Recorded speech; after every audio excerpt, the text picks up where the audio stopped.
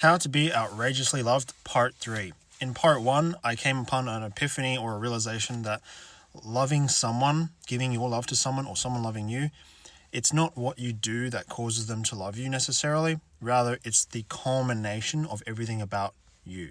Who you are is what someone loves, and who you are is the culmination of everything you do. It's the summary of your parts, I suppose. In part 2, I talked about how all emotions and decisions and perceptions, they themselves are culminations in themselves. And in order for you to receive love, especially if you're not really receiving it and you're kind of like over your head thinking, how the hell are you supposed to receive any type of love? Well, you need to create a system much like an engine that literally kind of manufactures this. You manufacture this possibility that it will come about.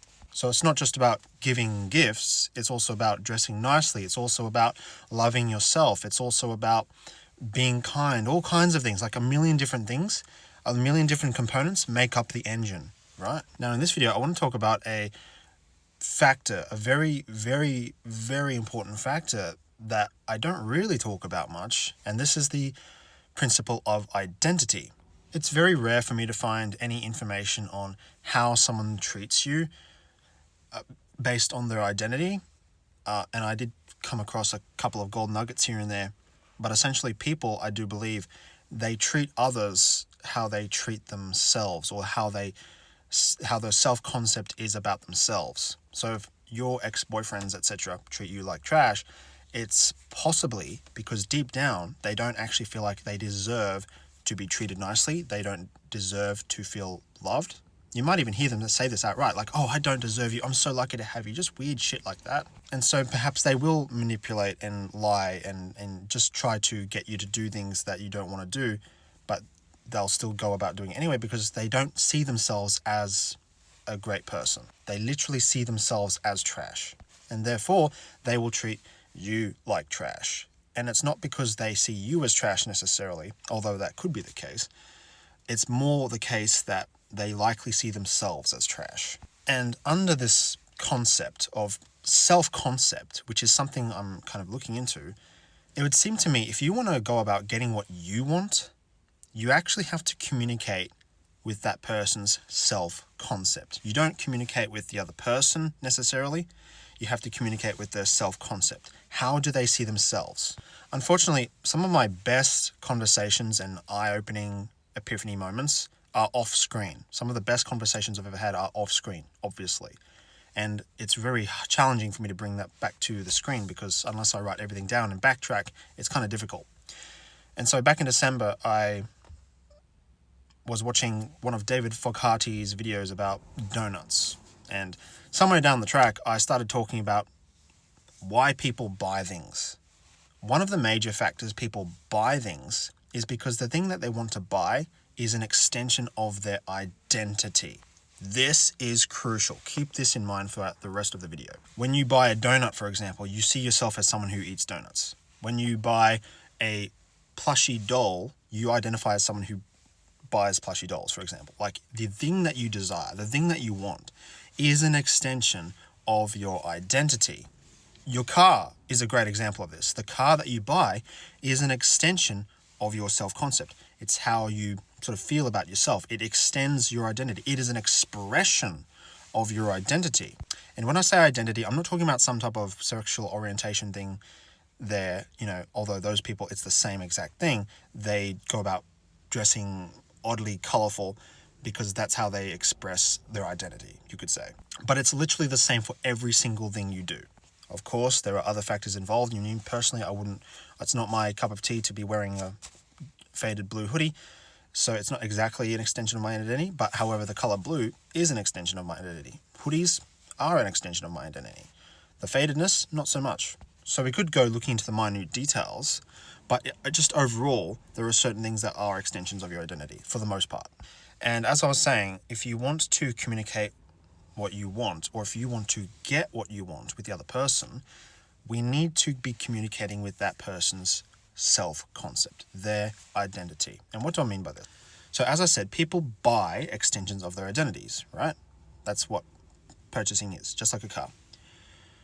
Understand that relationships are transactional deals. Relationships, romantically, literally are just deals. They're agreements, essentially.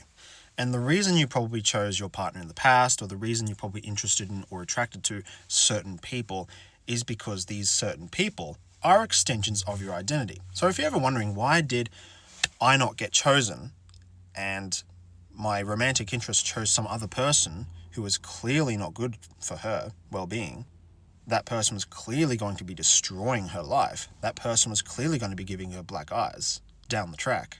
The person she's expressing interest in is clearly going to be the downfall of her sanity. The reason she chose that person is because she sees that person as an extension of her own identity, and she probably doesn't really love herself as much. I've had real-life conversations about this, where you might think that love is abusive and abuse is love. I've actually spoken about this, and there's even a book about this called The Absent Father Effect on Daughters. It's a very intense book. It's quite a laborsome book to read through because it's very emotional, it's very intense.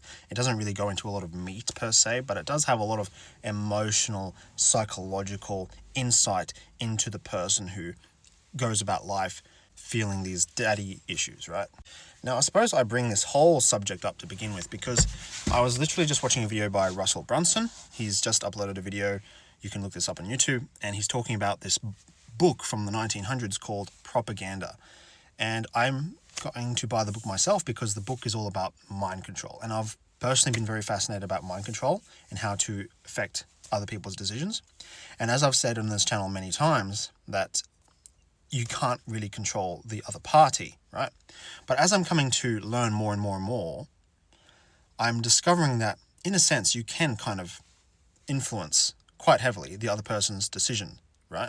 One of my own coaches talked about this on his own YouTube videos, and obviously he teaches this for the purposes of good. However, it's becoming more and more fascinating to me that it is just so possible to control someone else's mind. And to control someone else's mind, essentially, you do this through the environment. I'll make this really simple for you, for example. Let's say you're driving on the road. Well, there's already like control there. So you're on the road, right? Now you put an obstacle in front of the driver, right? You put an obstacle in front of the driver. Obviously, the driver has a few options. They're going to go around the obstacle, right? That in itself is a form of control. You putting an obstacle in front of that driver elicited a response. It elicited a reaction. So no matter what you do, you're always eliciting some type of emotional response in the other party. And this essentially is the form of mind control. And when you can do this, when communicating with a person's self-concept, do you see where I'm getting with this? Do with that information as you will, but for me, it's just very fascinating to learn. And if you have been following me for some time, you may have noticed that my videos are probably getting better. I'm getting more compliments. Thank you. And I also realize I'm subject to the Dunning-Kruger effect. So, I'm not as smart as I think I am. But this thing that I've just shared with you today, this is a crucial discovery, especially when it comes to discovering and learning how to be outrageously loved. To be outrageously loved, become an extension of the other person's identity.